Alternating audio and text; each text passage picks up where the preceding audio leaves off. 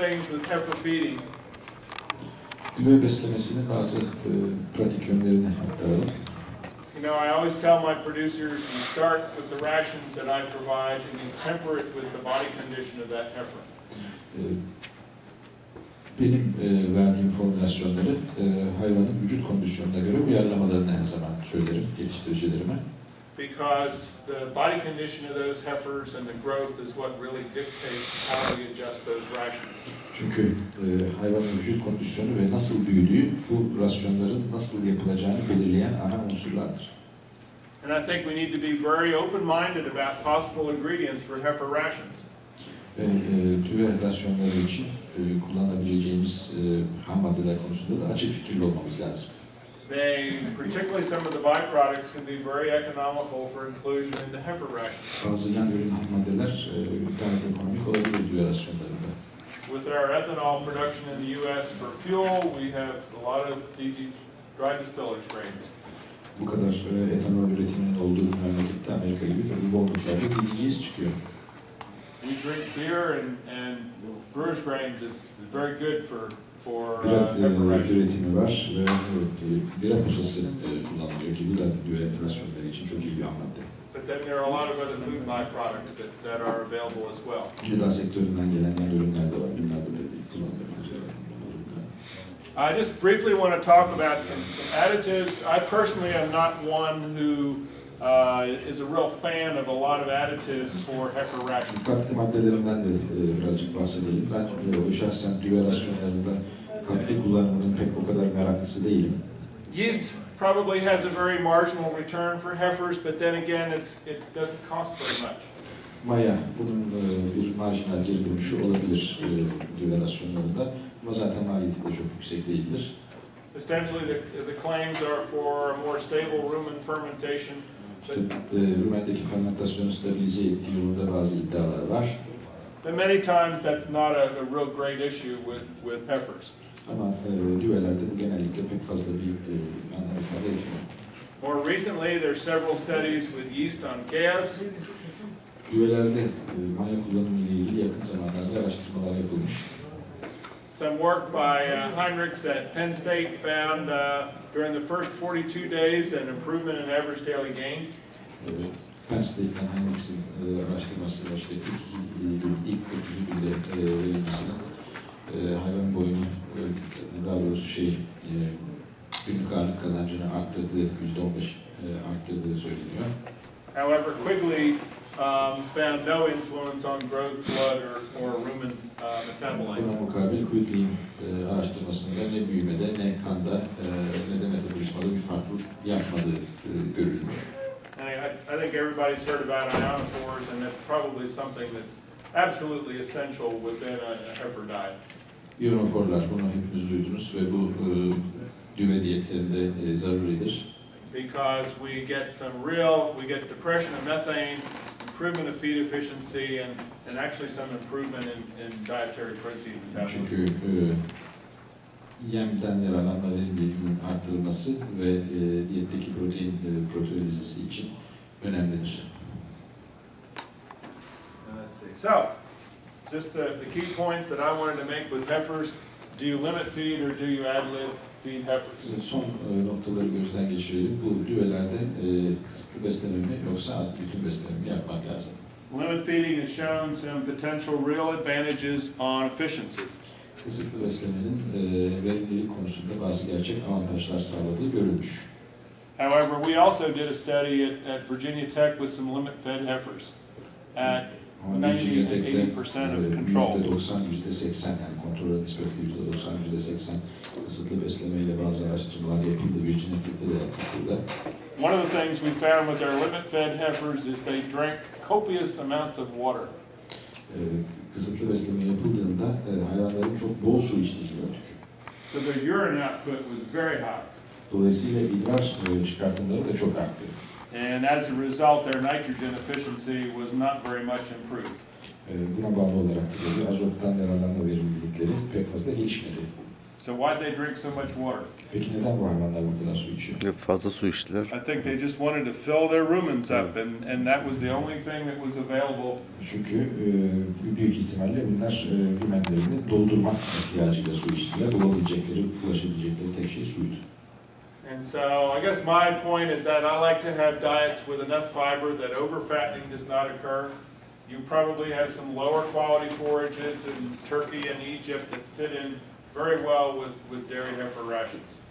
Ve aşırı bir yağlanmaya yol açmayacak yeterli miktarda selüloz içeren diyetler verilmeli. Okay, so critical control points, calving environment, colostrum management. Son mesajlar şunlar. Kritik kontrol noktaları şunlar olmalı. Buzağlama ortamı ve kolostrum yönetimi önemlidir. I want to achieve some better growth on young calves. I think that there are some health advantages to that. Genç yaştaki küçük buzağların iyi bir şekilde yönetilmesi icap eder. Bunların sağlık yansımaları çok önemlidir. And that it's important we adjust our rations based upon how heifers are growing and their body condition. Ve rasyonlarında düğelerin nasıl büyüdüğü, vücut kondisyonlarının ne olduğuna bakılarak ayarlanması gerekir. The other thing that we've done at Virginia Tech is we started weighing heifers. As I say, we Virginia weigh. Tech'te yaptığımız diğer bir şey, hayvanları, daha doğrusu düğeleri tartmaya başladık. We weigh heifers at birth. Doğumda tartıyoruz. At weaning. Bu sütten kesmede tartıyoruz. When they move into a group pen. Gruba katıldıklarında tartıyoruz. When we breed heifers. Doğumladıklarımızda tartıyoruz. When we deworm heifers or vaccinate them. Parazit mücadelesi yaptığımızda ya da aşılama yaptığımızda tartıyoruz. And record that information. Bu bilgileri de kaydediyoruz. As you can see, we have 4 different locations for heifers on the dairy farm. Çiftlikte 4 farklı lokasyonda mevkide yapıyoruz bu işleri gördüğünüz gibi. They're separated by breed. Irklara göre ayrılmış durumdalar. Holstein or Jersey. Holstein ve Jersey olarak. We have their most recent average daily gain. En son ölçülen ortalama günlük ağırlık kazancı. Their lifetime average daily gain. Hayat boyunca ortalama günlük ağırlık kazancı. Their change in hip height. Kalça yüksekliği değişimi. And how many heifers in each one of these groups. Ve bu grupların her birinde kaç hayvan olduğunu kayda geçiriyoruz. So we can see in this scenario here, we had in this heifer barn field, these heifers gained 2.5 pounds or over a kilo in the last month. Şimdi buradaki verilere göre geçtiğimiz ay boyunca, son ayda daha doğrusu, düve arasındaki hayvanlar 2 kilo, 2 kilos you said? 2 kilos. 2 kilo bir ağırlık kazancı kaydetmiş. Oh, excuse me, no, 1 kilo, 1 kilo, 1 kilo. Pardon, düzeltiyor, 1 kilo. A little more than 1 kilo. 1 kilonun biraz üstünde. However, lifetime, their gain is a little bit less than a kilo. Ama hayatlarının genelini düşündüğümüzde vücut ağırlık kazancı 1 kilonun altına düşüyor. They've gained 1.5 inches in hip height.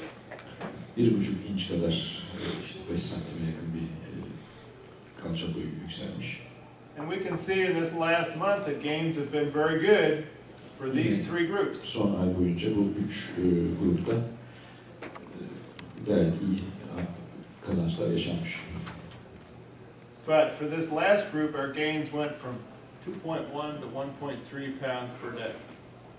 Ama son grupta 2.1'den 1.3 pound'a düşmüş ağırlık kazancı. It's identified some management problems we have in that group.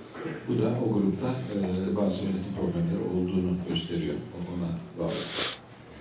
So, ultimately, with their heifers, we want to manage risk well. Düvelerde risk yönetiminin iyi yapılması lazım.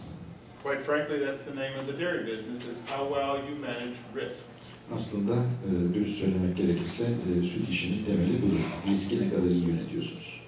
The tighter you control costs and get close to nutrient requirements, maliyetleri ne kadar sıkı kontrol ederseniz, besin ihtiyaçlarını ne kadar yakından karşılarsınız, the greater the potential gain in profits, kar potansiyeliniz o kadar büyük olur.